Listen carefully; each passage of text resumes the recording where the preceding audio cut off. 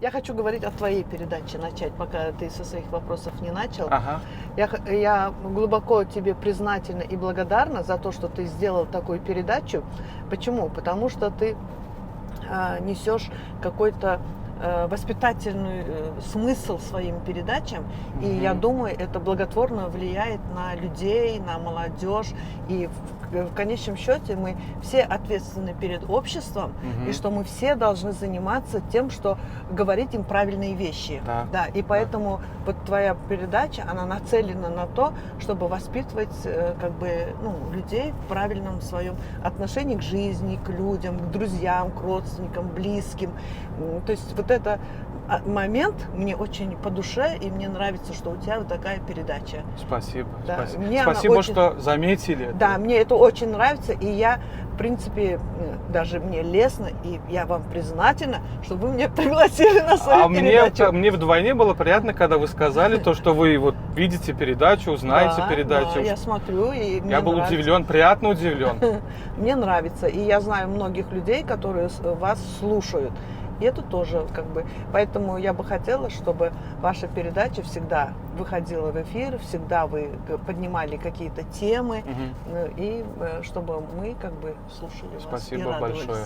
Вот вы почувствовали те вот посылы, те вот принципы, которыми я придерживаюсь, и они же не всегда на поверхности.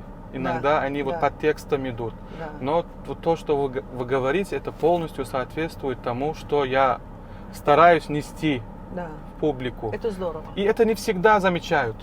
Очень часто бывает, что люди думают, ай-хи-хи-ха-ха, вот практически как будто бы ни о чем. Нет. Но вот там глубокий надо вот уловить. Есть, да. И потом есть другой момент, есть же пословица «вода камень точит». То есть дома мы должны доводить потихонечку. И вот на подсознательном уровне Да. Вас очень трудно застать в Ашхабаде. Ну, вы же знаете, что я поставила для себя цель посетить все страны мира. Ага. На сегодняшний день у меня... Цель именно такая, да? У меня цель такая. Вот первая цель. Первая моя цель – это посетить все страны мира. Мне хочется увидеть нашу прекрасную землю. И у меня на сегодняшний день 118 стран. И сейчас я лечу на Аляску. Хочу исследовать Штаты, хочу вот именно начать сверху, с Аляски. Да. Аляскадан, Ашах Душип, посмотреть. Постараюсь, конечно, в Америке штатов много, их 55, и за раз это нереально все посмотреть, но какие-то интересные для меня моменты я хочу посмотреть и показать своим подписчикам, потому что очень много людей, которые смотрят меня, им интересно с моей точки зрения, с моим взглядом, потому что у каждого человека же свое видение. Да. И это мой взгляд, ваш взгляд, это ваш взгляд. И поэтому я думаю, что и есть подписчики, которым интересно, с какой точки зрения смотрю я на мир, на людей. Два момента. Первый, все-таки 55 штатов? Я думал 50. Мне всегда кажется, что 55. Надо уточнить. По-моему, 50. Да? Возможно. Но все равно много. Да. Ну, не суть. Это не суть. Но сейчас я что-то немножко... Такое у меня состояние, если я раньше могла полгода находиться в Африке, şu atlar şeyli bir yadaptın. Yok yadam o. Görüsüm geliyor Ашхабады. Да. Görüsüm geliyor sizin hemmeğinizi. Что мен уже тянет сюда. Я говорю, yok. Он чаклы долго болотым геленак. А так раньше я могла вот год целый путешествовать, понял, да? А сейчас немножко, уже Ашхабады гелетим гелия. Как вы планируете, организуете вот эти поездки? Во-первых, для путешественников, которые уже пропутешествовали больше 100 стран, есть, допустим, чаты, где, значит, вот такие путешественники, которые ставят себе такие цели большие, они группируются. Потом, значит, группируются, и там они пишут, вот в сентябре я планирую поехать, допустим, на Аляску. На Аляску. Кто хотел бы поехать? Немче şeydiler. Например, арендовать машину, 4 адам болса арзан түшеді, 4-ді бөлі. Ада 2 жолдан кетсең, hemen машина төлемeli. Потом, допустим, отель. Bir adama bir номер, а так и кадом, да, понял, да? То есть много таких моментов, где, когда сообща себестоимость бойынша где. Ты сама, допустим, вот сейчас на Аляске, мы сами забронировали вертолет, который должен полететь на ледник. Потом, значит, круизный лайнер, который Аляскан Дашинан остров Айланар. Потом есть поезд, который будет вести там по какому-то маршруту. Чем шода атлары, мен уже сатырал койдум, мен бронь еттим. Ödüm. Şu atlamara настолько интересно, легко путешествовать, а адам керек алло. Визаны ödün алyan, билетлары ödün алyan, отельлери ödün бронируешь, достопримечательности, которые сен көржек ойланың хеммети интернетте бар. Яман аңсады. Pul gerek de yani. Pul керек. Ortaça bir yurda ne gerek? Yok, это по-разному. По-разному? По-разному. Сейчас я объясню. Самое дорогое, это, наверное, билеты. Да, наверное. Yönü bizde var adam, допустим, siyaset edecek olsa, сейчас у нас такое благоприятное время, что bizde Туркмен hava yolları билеты доступные. И этих направлений köpelttiler. По крайней мере, бюджетно можно вот уже на авиабилетах сэкономить. Потом отели. В любом городе, в любой стране на разный бюджет есть эти отели. Я думаю, $20, $10 башлап, $500-600 чейин. Няма тебе не жалко каких денег? Пожалуйста, тюле, битта. Поэтому это нормально. Слушай, у тебя это кресло греет, что ли? Печка? Нет. Нет. Выключено, вот видите? А почему горячее? Вот смотри, это что? Это другое. Это другое? Это режим вождения. Да? Это разговор, это тема. Да? Да. Это беседа греет. Это от Боссана чай вас греет. Да? Нет, спина горячая. Аркан ağrıyan mülfü, arkan ağrıyan çay даже. Вот смотрите, чтобы она потом не говорила, что мы вам не показали. Боссан. Это они не производят чай, они продают садовую мебель, такую мебель, елки, главный ее атрибут, цветы, ну, вот в таком духе. Ну, вы все знаете ее. Одно ясно, с путешествий мы возвращаемся уже другими людьми. Это однозначно. Ни одно мое путешествие, уехав одним и приехала той же, не было. Я другая. Я вот совершенно другой человек. Во-первых, мен пикирден, что адам юрдунан башка юрда гитсе, и тем более 2-3 юрда гитсе хотя бы, да, яман толерантный более. Толерантность демек, да, вот, и вот приводит, знаешь, к чему еще? Толерантность, это прощение, понимание и уважение, это само собой. И в большей степени, что туркменин агдавирлиги, наше вот это единство, наше, как его, агдавирлигмет, это стоит многого. Вот мы даже не представляем, насколько это ценно. Пусть всегда так и будет. Аминь. Вот я почему начала с толерантности. Мы должны как бы уважительно относиться к чужому мнению, относиться с уважением к чужим взглядам, относиться с уважением вообще к человеку. И вот что путешествовала, что они... Хотя я и раньше такая, но прям там горынды, да? Ой, худая шкур, худая шкур.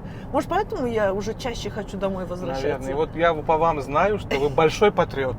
Я сильный патриот. Потому что я... бывает, знаешь, как патриоты. Хичеданшхана просто любит страну. А когда ты это уже все увидела... Есть с чем сравнить. Есть чем сравнить. И что оно худая шкур диян, да? Когда вы решили стать публичным человеком, то есть Инстаграм, показывать свою жизнь, показывать свой мир? Я хорошо помню, это 17-й год.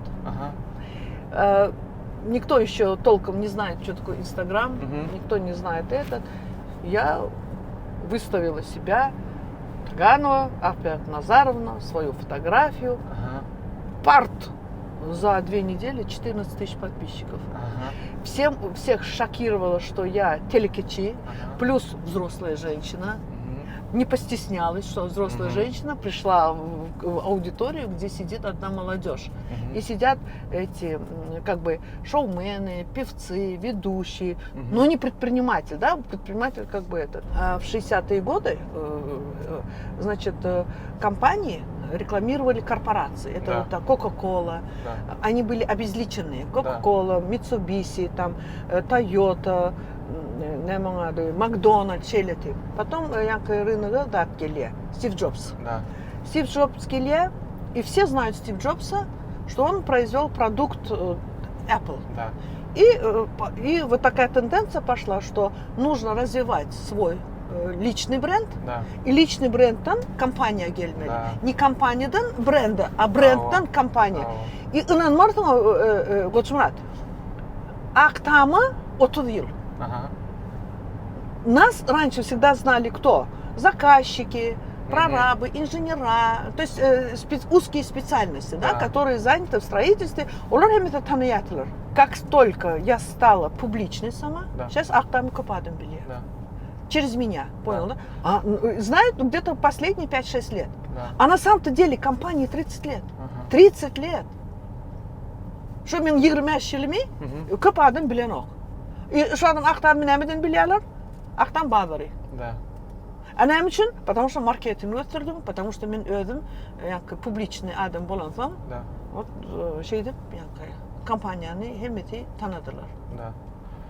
Вчера буквально с ребятами встречались, говорили, и они говорят, что в последнее время реклама стала очень неэффективной, потому что ее очень много, и, может, неправильно делают, неправильно подают, и очень много публичных людей, скажем, блогеров, которые это делают. Да, совершенно верно. Шоно говорят, шон хили петелли, например, какое-то масло продают, 5 человек рекламируют, разное масло, и мы все равно не знаем, какой купить. Я очень рада тому, что появилось очень много публичных людей. Это, понимаешь, когда, допустим, очень маленькое количество каких-то людей задействовано в каком-то бизнесе, конкуренции нет, качество не улучшается. Но когда на этом рынке появляется очень большое количество людей, начинается борьба, выживание за место под солнцем. Сейчас, допустим, может быть сейчас тенденция к тому, что качество упало, но пул төлеyen адам, он будет задумываться, кому платить. И он будет выбирать качественный продукт, понимаешь, лучший продукт в маркетинге, в рекламе. И поэтому выживет только те, которые как бы делают качественно свою работу. А те, это отсеиваться будут. Это нормально, это нормальный процесс. Я здесь ничего такого не вижу. В любом деле должна быть система и фокус. Вот, например, вы должны вот на этом фокусуңуzu бермели, и шон хилини gün говратмали, gün и вот таким образом. И не надо рассуждать, сейчас это стало неинтересно или это... Нет. Почему? Потому что такие мысли, они приводят к тому, что Адам или Сауя, он не хочет этим заниматься, не хочет это делать. А на самом деле это просто... Он должен понимать, что это период такой, что конкуренция, а конкуренция это очень хорошая вещь, она заставляет человека думать. Вот представь себе, не было бы конкуренции, о чем? Я помню, когда я только начинала бизнес, не было конкуренции, не было, но и в то же время я делала свою работу не очень хорошо. А сейчас конкуренция высокая, я как бы стараюсь находить такие фишки, которые, допустим, другие не делают. Или я делаю это, стараюсь, по крайней мере, стараюсь сделать хорошо, получше, понимаешь, вот так. Поэтому я не вижу, я наоборот радуюсь, что их köpelli. И сейчас вот будет борьба за заказчика. Кто лучше будет, тот и выиграет. А кто выиграет? Системный человек. Человек системный. А не как я. А как вы? Вы же в прошлый раз замечание сделали. Я сказал, у меня по настроению. Нет. Не по настроению надо. Нет, это не это не про настроение. Тот момент, где зарабатываем деньги, там эмоциям делать нечего. Я всегда раньше думал, что я занимаюсь творчеством. Вы занимаетесь творчеством? Да. И я всегда думал, то, что творчество – это дело души, вдохновения и фантазии, и вот так. Теперь я понял, теперь до меня дошло то, что творчеством одним нельзя заниматься. Надо творчество совместить с производством. Не просто вот лентяй сидит, вдохновения нет, воодушевления нет, он ничего не делает. Нет. Надо именно вот в график это создать. Совершенно верно. И вот ты в среду делаешь вот это, Да, надо делать. да, Есть у тебя вдохновение, нет вдохновения. Да. Это не... И вообще, вот обратите внимание, говорят, гений нарисовал вот эту картину. Ага. Но чтобы эту картину нарисовать, этот бедолага 10 лет трудился. Да. Он просто так потолок нарисовал гениальную картину. Ну, или написал этот хит песни какой, тренд создал. Нет. Прежде чем дойти до этого уровня, он собаку съел. Он гиджелерли танок, то есть оттачивая свое мастерство. Да. Мы этому должны совершенствовать всю свою жизнь. Он растет, умная, красивая молодежь. На пятки наступают. Я восторгаюсь ими. В то же время Да. Нас не догонят. Нас не догонят, да. Нет, ну я хочу сказать, что нужно набраться терпения и мудрости, чтобы это понимать. Да. И чтобы вместе с ними делать какие-то хорошие, интересные вещи.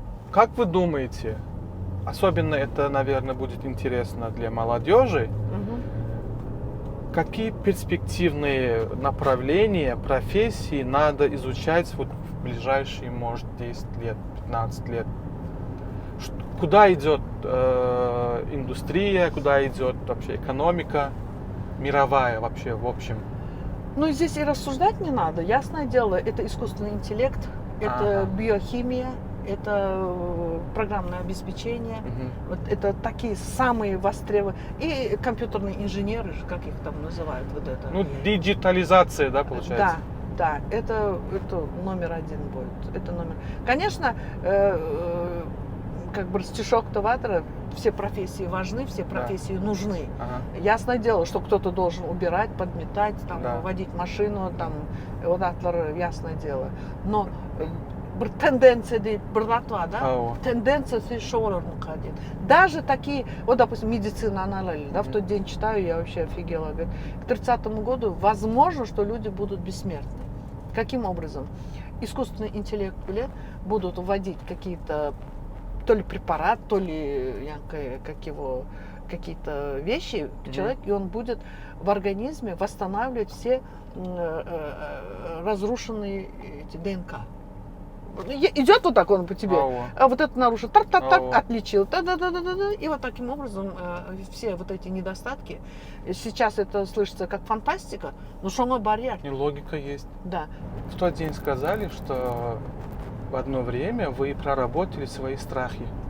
Да. Прям вот записали их. Да. И вот прорабатывали их. Как это многие знают. Как это работает и как это делать? Практически всем, вот кто со мной разговаривает на эту тему, я это всем говорю. Есть популярные книги, ты, наверное, знаешь их, «48 законов власти» и Роберта Грина, и «50-й закон власти», вторая книга его. Я от вас слышал. Раньше. От вас нет, недавно. Да. И вот там читаешь вот это, сначала надо прочитать вот это 48 законов власти, там пишут, какими чертами характера должен человек обладать для того, чтобы чувствовать себя комфортно в любой сфере деятельности. И, конечно, там неоднозначно все, спорный, циничный, но факт, что вот этими чертами характера, говорит, человек должен обладать. Потом, значит, вторая его книга «50-й закон власти», она не очень популярна, она даже издавалась очень мало. Там написано, если вы прочитали, говорит, эту книгу, говорит, «48 закон власти», говорит, забудьте, что вы прочитали. Самый главный черта – адекватная реакция на страхи. Потому что именно страхи блокируют нас всего, что оно как бы адекватно не можем принять какое-то решение. Алжир парта не шатит болонова. Немец ченглено, да? И получается, что без этчекладымызды эдвилемзак, айтчекладлымызым айтвилемзак, коркуп, ну, шиняныклары. И вот у меня вот это, только вот эта фраза вот как бы осенила. Меня осенило, и я села и думаю, мне надо написать все свои страхи. Прям вот, ты знаешь, вот прям серьезно села и стала писать. У меня получилось их 22 или 25 страхов. Начиная со своей смерти, заканчивая страхом перед тараканами. И я над каждым страхом своим работала. Вот на полном серьезе работала. Я объясняла свой страх, изучала эту тему. И вот дошло до того, что я как бы уже более спокойно реагирую. Конечно, невозможно избавиться 100%, это понятное дело. Но я, по крайней мере, некоторые страхи начала реагировать адекватно. Я понимать стала, да, эти страхи. Я ощутила свободу. Я ощутила себя свободной. А раньше это было, знаешь, и это был как будто бы огромный камень у тебя на душе. Страх одиночества, страх болезней, страх, я не знаю. Вообще. Какое главное правило вашей жизни? Главное правило жизни? Да. Вот прям фундаментальное. Главная ценность. Порядочность. Порядочность во всем. Вот порядочность, вот это, мне кажется, номер один во всем. Быть порядочным человеком. Стараться быть порядочным человеком. Понятие порядочности у каждого свое. Но есть какие-то общечеловеческие ценности, которые нельзя нарушать. Для меня основа основ – это быть порядочным человеком. И я очень хочу, чтобы мои дети тоже были порядочными. Но они уже взрослые, я думаю, они порядочные люди. И это номер один. А как можно добиться этой порядочности? Только самовоспитанием, понимать других людей. Вы как думаете, я порядочный человек? Я думаю, да.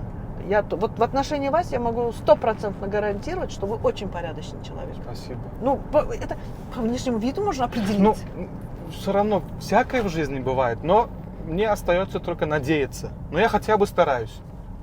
Да. Что делает вас счастливым? Счастливым? Да. Счастливым. Что меня делает счастливым? Я не знаю, вот даже сама вот эта моя жизнь, просто то, что я живу, утром встаю, иду на работу, встречаюсь с людьми, там разговариваю, и в этом я уже вижу счастье. Мне кайфово, да, вот что мы с тобой сейчас катаемся, весь город Ашхабад посмотрели, интересно беседуем, то есть вот в чем счастье. Да.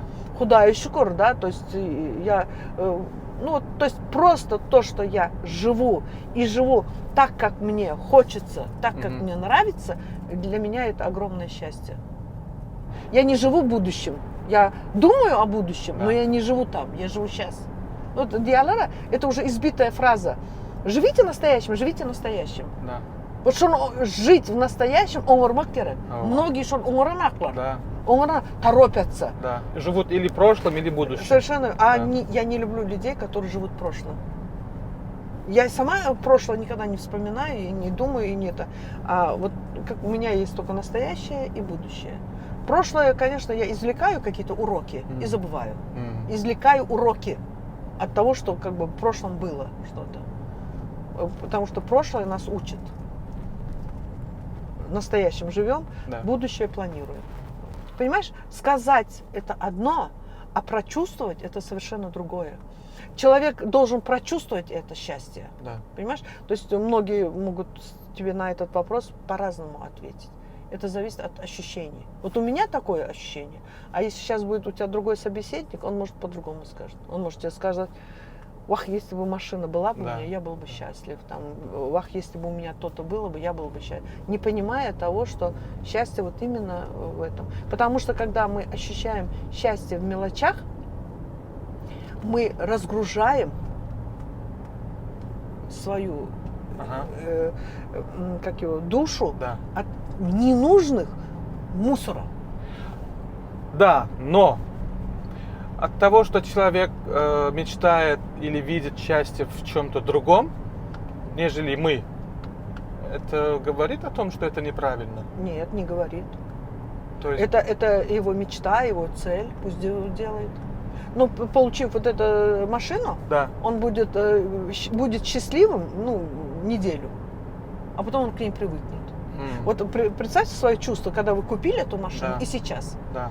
Когда вы купили, у вас куча радости было, что вы ее купили, вы я прям, вот да, оберегал да, прям. оберегал. А сейчас вы просто относитесь к ней как Да. транспорт передвижения. Да. Все, нормально. Да. То есть это все, это краткосрочное счастье. Краткосрочные желания, краткосрочные. Они не несут в себе такого, знаешь, блаженства, что ли. Это все краткосрочное. Я даже это не считаю счастьем или мечтой. Это цели. Да. Я хочу вот это, я Да. хочу сделать то, я хочу то, я хочу все. Цели. Но когда мы это получаем, мы получаем дополнительный серотонин, дофамин от этого. Но оно быстро исчезает, оно нет. И поэтому нужно... А когда мы радуемся мелочам Да. и ощущаем счастье в этом, мы большую часть своей энергии освобождаем от ненужного хлама. И это нам помогает достигать какие-то свои цели.